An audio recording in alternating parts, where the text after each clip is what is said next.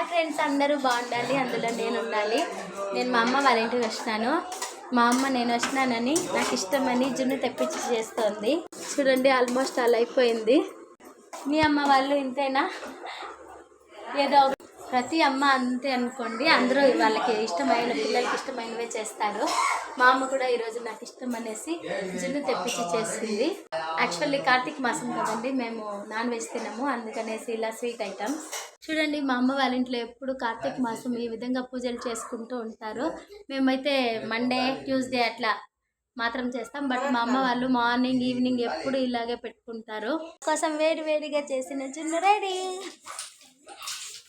చాలా బాగుందండి, చూడండి, చాలా ఎమ్మీగా ఉంది, వేడి వేడిగా.